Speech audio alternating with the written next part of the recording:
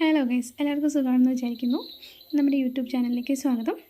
അപ്പോൾ നമ്മുടെ ചാനൽ ഇതുവരെ സബ്സ്ക്രൈബ് ചെയ്തിട്ടില്ലാത്തവർ ഒന്ന് സബ്സ്ക്രൈബ് ചെയ്യണം, ലൈക്ക് ചെയ്യണം, ഷെയർ ചെയ്യണേ.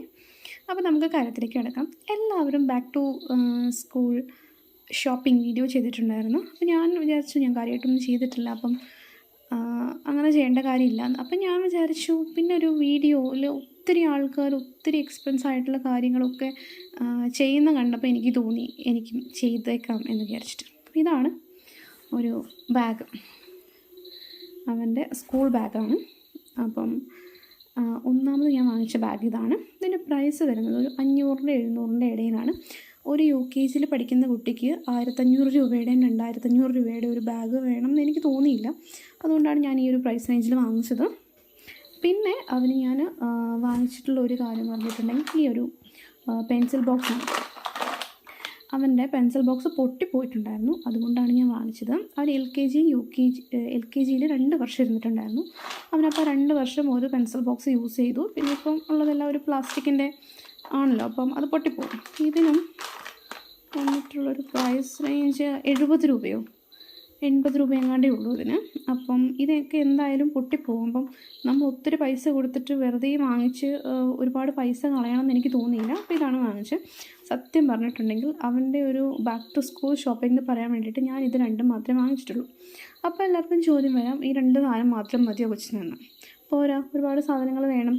ഇനി ഞാൻ എന്തുകൊണ്ടാണ് അതൊക്കെ വാങ്ങിക്കാത്തതെന്നും കൂടെ കാണിക്കാം കേട്ടോ. മാറ്റി വെക്കട്ടെ. വേറൊരു കാര്യം കാണിക്കാം. എന്തുകൊണ്ട് ഞാൻ ബാഗ് വാങ്ങിച്ചതെന്ന് വെച്ചാൽ ഇതായിരുന്നു അവൻ്റെ ബാഗ്. അവൻ LKGയിൽ 2 വർഷം ഇരുന്നുകൊണ്ടും ഏജ് കറക്റ്റ് ആവാതിരുന്നുകൊണ്ട് അവൻ LKGയിൽ ഞാൻ 2 വർഷം എത്തിയായിരുന്നു. അപ്പോൾ LKGയിൽ ആ 2 വർഷം അവൻ യൂസ് ചെയ്ത ബാഗായിരുന്നത്. എനിക്ക് നോക്കിയാൽ കാണും, അതിൽ കുറച്ച് ചെളിയൊക്കെ കാണും. അപ്പം ഞാൻ കഴുകിയതാണ് കാര്യം. അവൻ്റെ വെക്കേഷൻ സ്റ്റാർട്ട് ചെയ്തതും. പക്ഷേ ഇതൊന്നും പോകുന്നില്ല, കുട്ടികളല്ലേ, അവർ ഈ ഓട്ടോയിലൊക്കെ പോകുന്നുണ്ട് ബാഗിന് നിലത്ത് വെച്ചും കാര്യങ്ങളൊക്കെ അങ്ങ് ചെളിയായി. ഇത്രയും ചെളിയായ ബാഗ് അവനെ കൊടുത്തു വിടാൻ എനിക്ക് മനസ്സ് വരില്ല. അതുകൊണ്ടാണ് ഒരു പുതിയ ബാഗ് വാങ്ങിച്ചത്. But still I am happy that അവൻ 2 വർഷം ആ ബാഗ് യൂസ് ചെയ്തിട്ടുണ്ട്. പിന്നെ അവന് വേണ്ടിയിരുന്ന കുറച്ച് സാധനങ്ങൾ പറഞ്ഞിട്ട് ക്രയോൺസ് കാര്യങ്ങളൊക്കെയാണ്. അപ്പം ഇതാണ് ക്രയോൺസ്. അപ്പോൾ ഇത് അവൻ കഴിഞ്ഞ വർഷം യൂസ് ചെയ്തിട്ടുള്ള ക്രയോൺസാണ്.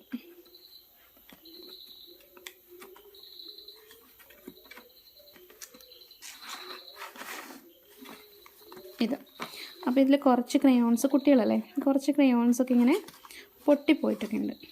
ഇതാണോ, കുറച്ച് ക്രയോൺസ് പൊട്ടിയൊക്കെ പോയിട്ടുണ്ട്. അപ്പോൾ ഞാനൊന്ന് വാങ്ങിക്കാമെന്ന് വിചാരിച്ചിട്ടുണ്ടായിരുന്നു. പക്ഷേ ഈ ഒരു ക്രയോൺ സെറ്റ് അവൻ്റെ ബർത്ത്ഡേക്ക് ഗിഫ്റ്റ് കിട്ടിയതാണ്. അവൻ്റെ ബർത്ത്ഡേക്ക് ഗിഫ്റ്റ് കിട്ടിയതാണ്. ഇതൊരു പുതിയ ക്രയോൺ സെറ്റാണ്. ഇത് ഓപ്പൺ ചെയ്തിട്ടില്ല, ഇതിലെല്ലാം ഉണ്ട്, എല്ലാ കളേഴ്സും ഉണ്ട്. അപ്പോൾ എനിക്ക് തോന്നിയത് ഇനി വാങ്ങിക്കേണ്ട കാര്യമില്ല, നമ്മളതിന് ഷോപ്പിംഗ് ആണെന്നും പറഞ്ഞിട്ട് അത് വാങ്ങിക്കേണ്ട കാര്യമില്ല. അവൻ എന്നോട് ക്രയോൺസ് ചോദിച്ചിട്ടുണ്ടായിരുന്നു. ഞാൻ പറഞ്ഞു നമുക്ക് ഓൾറെഡി ഒരെണ്ണമുണ്ട്, അപ്പോൾ അതുകൊണ്ട് നമുക്ക് വാങ്ങിക്കേണ്ട കാര്യമില്ല.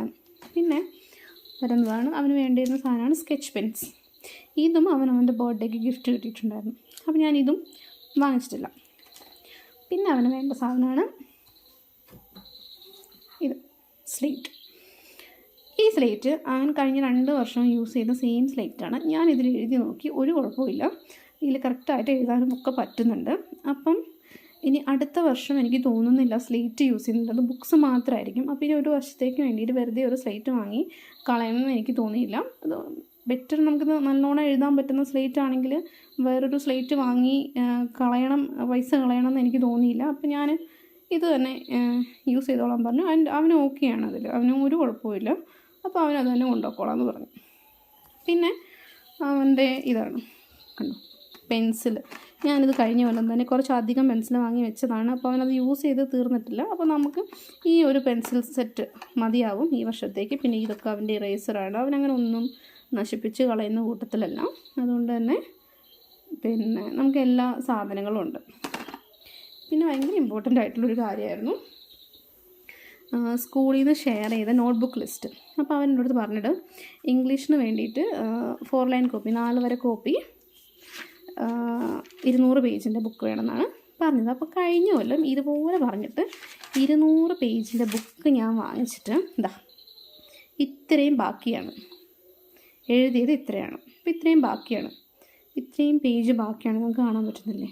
അപ്പോൾ ഞാൻ പറഞ്ഞു നമുക്ക് ആവശ്യമില്ല. നമ്മൾ 200 പേജിൻ്റെ ബുക്ക് വാങ്ങി ഇത് തന്നെ മതി.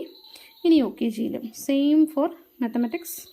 ഇതിലൊക്കെ കണ്ടോ, ഇതൊന്നും ഒരുപാട് എഴുതിയിട്ടില്ല. ഇതിലും കണ്ടാൽ ഏകദേശം അത്രയും തന്നെയുള്ളൂ. ഇത്രയും പേജ് കൂടിപ്പോയ ഒരു 10-30 പേജ് എഴുതിയിട്ടുണ്ടാവും. അതിൽ കൂടുതൽ പേജ് എഴുതിയിട്ടില്ല. അല്ലെങ്കിൽ ഒരു 50 പേജ് എഴുതിയിട്ടുണ്ടാവുമായിരിക്കും.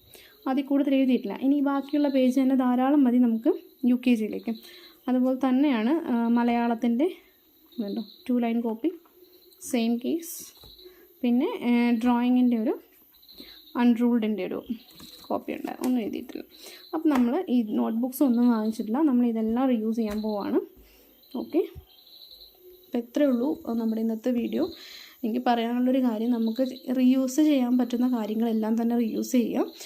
സ്കൂളുകാരുടെ അടുത്ത് അത് പ്രത്യേകം ഇൻഫോം ചെയ്യുക. നമ്മൾ പുതിയ ബുക്ക് വാങ്ങിക്കുന്നില്ല നമ്മുടെ കുട്ടിക്ക്. അല്ലെങ്കിൽ അവർ കഴിഞ്ഞ പ്രാവശ്യം പറയണമായിരുന്നു നമുക്ക് 100 പേജിൻ്റെ ബുക്ക് മതിയായിരുന്നു, അല്ലെങ്കിൽ 50 പേജിൻ്റെ ബുക്ക് മതിയായിരുന്നു എന്ന് അവർ പറയണം. അവർക്കറിയാം എന്തോരം എഴുതുന്നുണ്ടെന്ന്. വെറുതെ 200 പേജിൻ്റെ ബുക്കൊക്കെ വാങ്ങിക്കാൻ പറഞ്ഞിട്ട് നമ്മൾ വാങ്ങിക്കുന്നുണ്ട്. എന്നിട്ട് അടുത്ത വർഷം വീണ്ടും 200 പേജിൻ്റെ ബുക്ക് വാങ്ങിക്കേണ്ട കാര്യമൊന്നുമില്ല. അപ്പം ഇത്രയേ ഉള്ളൂ എൻ്റെ വീഡിയോ.